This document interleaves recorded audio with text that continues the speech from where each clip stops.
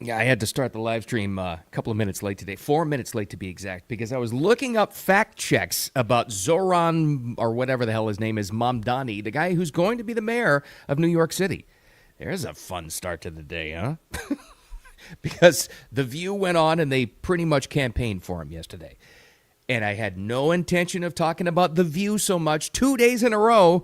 They're just kind of the ones sadly making news these days, so I apologize for that. I didn't expect it either. I think that's a first for the podcast, but anyway, sorry for starting late. But if you're an audio podcast listener or you watch on the live stream, you're thinking, I don't care. I check this thing out anyway. See what this idiot's blabbing about. Anyway, thanks for being here. I appreciate your time. Exit Friday Wicked Radio and you audio podcast listeners, wherever you get to those platforms. Everywhere else lives on as a replay. Let's get right to it. Sorry to do this to you, but I actually do think it's important. And I know, I get the argument. I'm a little bit more in tune to this because I've told you many times I have a daughter that lives in New York City. Well, she goes to school in New York City, and that's kind of relevant to the story. So she still has that college life where she's kind of like semi-protected, so she doesn't bear the full brunt of what people who live there have to deal with, right? But as we know, and now it's up, I think Kalshi has it at over 85% probability odds that this Zamdani guy, Mamdani, excuse me, I keep getting his name wrong, is going to win. I got to explain this to you. He's a full-on communist. This may mean bad things for that city. Here's the other thing you may not care about. You're thinking, well, I live somewhere. I escaped New York, or I live somewhere where else in the country. It doesn't affect me. Let them suffer. They voted for this.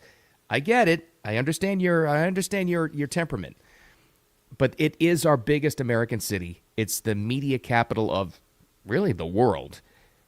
Unfortunately, a lot of things that happen in New York City do trickle downstream to the rest of us, whether or not you have somebody that lives there or not, like I do. So it is important what happens, which is why, and sorry to start off the show today with this, but it's important to kind of expose them on this. So Mamdani goes on The View yesterday, and I think yesterday I called them the dumbest people on TV, and I believe that. But there's something more to this, though. Yes, it's them. You'll see later on them reading direct copy points from, I think you know who gave it to them, the DNC, on what to ask this guy, what to talk about with the shutdown. But listen to how they reframe what this guy's all about just yesterday. I know it's not the most pleasant thing to listen to or to watch, but I think it's important for clarification. Here you go. Let's quickly tick through all the things that Trump said about you, and let's get that out of the way, all right? Number one, he's attacking you as a communist. Are you? No, I'm a democratic socialist. That means I believe in dignity for all people. It means more than that. Yeah, I think... You're not a communist. Okay. Oh no, I'm not. No, I'm just a communist light. That's what I am. So that's a bit of a strong statement. I get it. So I would have to back that up, and that's what I was researching here. Let's go through some. We've all heard anecdotal stories about this guy so far, and let me get this out of the way first because it needs to be said. He's very good on television, as you just saw there. He's a charismatic guy. He's very well spoken. He does these quick little, almost like street campaign videos where he's just walking and talking, and he's a great communicator. I mean, let's give credit where it's due. He just is. He's attractive. He's well-spoken. He's charismatic. He's also persuasive. And maybe that's the most important thing. Because you don't reach these folks with an 85 to 86% approval rate. He's probably going to be mayor, and this is why it affects the rest of us, right? So this is why we're going to look it up. I'm not. None of those things are true. I'm not a communist. I'm not. Okay, fine. Let's use his definition. Maybe he's not. But these are some of the most radical things that have ever been proposed, whether or not they even come into place in that particular city. Some of the most radical. Let's just pick them out. Some things that even the New York Times have pointed out. Economically unfeasible and harmful. Well, what kinds of things? City-run grocery stores. Okay. Rent freezes for redistricting housing supply. Harder for younger residents to find affordable homes, so this is why this is so attractive to them. The government-run stores, the New York Times says, would falter due to the public sector's weakness in retail. What else does the guy stand for? Well, he's also been accused, and I think credibly, of being anti-Semitic.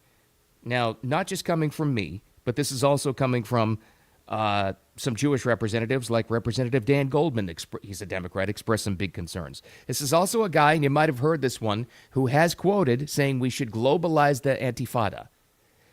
Now, whether or not you know what that means, it's not good for Jewish people. And I will say, The View aired this on Rosh Hashanah. Take that for what it's worth for, my Jewish friends or Jewish Democrats who want to vote for that. Here's some more. Very strong for LGBTQ rights, as you can imagine, in a big blue city, but establishing New York City as a sanctuary city with an office of LGBTQ plus TIA affairs, housing, employment, and health support. That costs money. Immigration. Fierce critic of ICE collaboration under Mayor Adams and wants to raise a lot of money, having to have funding for being a sanctuary city and to beefing it up even more for illegal immigrants. Supports ceasefire ending occupation of Israel for Palestine, of course. Police accountability. Doesn't that just sound like defunding the police? Backed impeach Cuomo over misconduct and nursing home scandals. Can't blame him on that one. Pushes for repeal qualified immunity and end separate laws for separate people. What that means is you can prosecute cops for doing their jobs. But that didn't stop the ladies, those brain trust members of The View, for going on and promoting this guy. Now, why? Because they're taking their direct copy points from the Democrat Party. I would hate a show and criticize a show if some did take their copy points from the Republican Party. And what you're thinking right now is, oh, that's exactly what Fox does with the Five. No, they really don't. They happen to know that for a fact. They agree with most of what the Republicans are saying, but they're not told directly with copy points what to say on their programs, which, as we know now, is exactly what happens with Fallon and Kimmel and Colbert. It's exactly what they do, which is why people push back against it. And which is why, by the way, their ratings are in the toilet. Now, you think I'm making that up about them reading direct copy points from one particular political party. Later on in that very same show, you've got Whoopi Goldberg doing exactly that, talking about the government shutdown. I know, and I apologize. It's a little bit too much of The View to talk about. In fact, 2 days in a row, my bad, but it makes a point. It just so happens that these two clips from The View kind of illustrate exactly what we're talking about. Now, usually they'd put it on a teleprompter. Usually they would just brief them ahead of time and make it 3 quick little points. Usually, when they want to get propaganda off to one of their favorite TV outlets, they would just tell them one main point we want to get across. We'd really like you to do this, right? Not in this case. Apparently, the government shutdown is becoming such a toxic issue for Democrats. They literally wrote out their talking points and their propaganda points for Whoopi Goldberg to read. You don't believe me? Here's your evidence. Yeah. And we want to just say it one more time. The administration is claiming this is about Democrats wanting to give health care to undocumented people. This is not true. The Democrats want federal subsidies to continue to help American citizens afford Obamacare policies and reverse cuts to Medicaid. Neither of those changes, neither one of. All right, I personally can't listen to her anymore, so I'm sure you can't either, but there you go. I mean, if you're somebody watching on the replay or live right now, we'll explain it for you audio-only listeners. She has a piece of paper literally reading the copy points that the DNC told her to read. They're not even trying to hide it anymore. Now, they're doing that desperately because this thing is turning out very badly for the Democrats. And you guys laughed at me. I even saw it in your comments. You said, oh, come on, you've gone too far this time. That's a little much. I told you how effective this mocking meme video would be of Hakeem Jeffries in the sombrero, and they were all upset about it, standing next to Chuck Schumer, and Trump reposted it and had Mexican music in the background. I told you how effective that would be. Millions, tens of millions of hits, and it got the point across that's what this bill is about. That's when it turned. That's why they're getting so upset about this. So what do? So they go on, excuse me, and they go on to more shows to try to explain their point, and it's getting worse and worse for them because you've even got Jake Tapper, credit where it's due, on CNN saying, oh, that's not factually correct. This is a little bit long, but this is one of the most damaging things that's ever happened to them in a media interview. Donald Trump blessed it as well. So let me ask you about a provision that the Republicans are talking about quite a bit. I know you want to talk about, and Democrats want to talk about, extending the Obamacare subsidies, which expire at the end of 2025. But they talk about the provisions, and it's right here, subtitle E, and this has to do with the repeal of health care subtitle changes, and specifically what it is. How they characterize it is, you want to give health insurance to undocumented immigrants. I understand that's not really an accurate depiction, but what it does do is... It's a lie. It's a lie, but what you support does bring back funding for emergency Medicaid to hospitals, some of which does pay for undocumented immigrants and people who don't. Okay, even people who are on the fence, and again, this is one of those issues, complicated by design. People are like, I don't know, what does it mean? I'm just trying to get, work my job and raise my kids. Once Democrats, and again, remember, that was on CNN. Once they heard that and they said, oh, wait a minute. Okay, it does actually provide for, so it is health care for illegal immigrants. They would just have to go to a hospital and get their coverage paid for it, which, by the way, our taxpayer money pays for. This is not going well for them. This is why they're all over the media trying to defend this thing. And by the way, the continuing resolution that the guys on the Republican team wanted to push through, it's the same Biden-era budget. They just want to keep the government going while they're working on this thing. Boy, are they losing this argument. Oof. Oh, boy. But speaking, by the way, this is apparently happening now.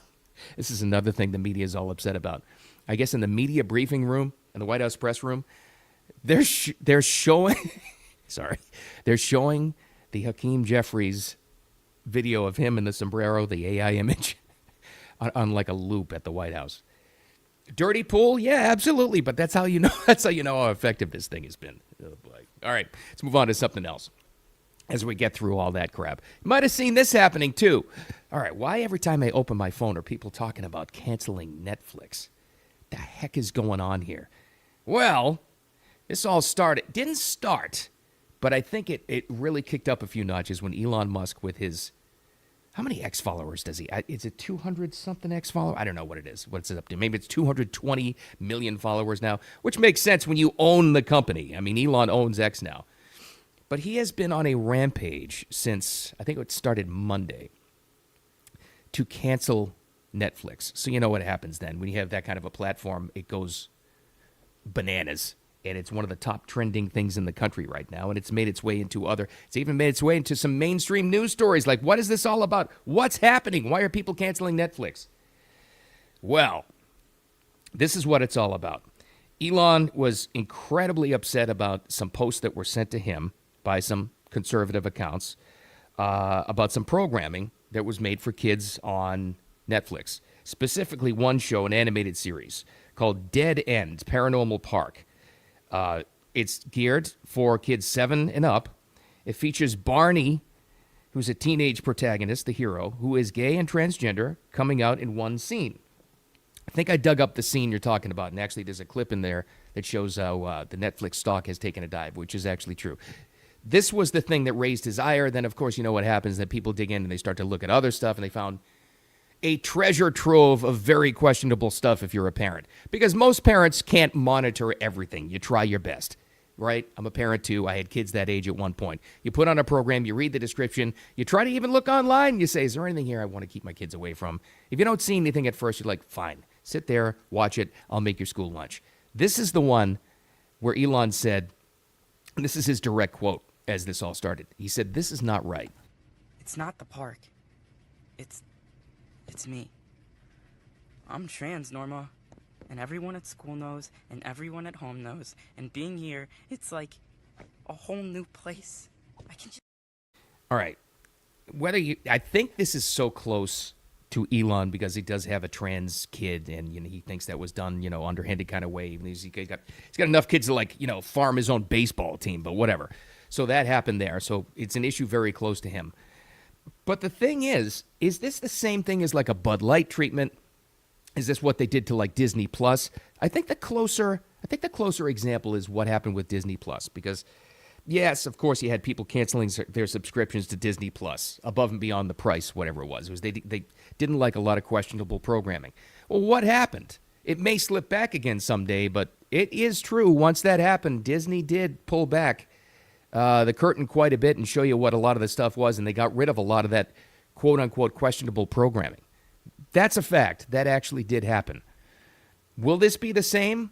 It's probably the most likely outcome, what's going to happen with Netflix. I didn't cancel it yet.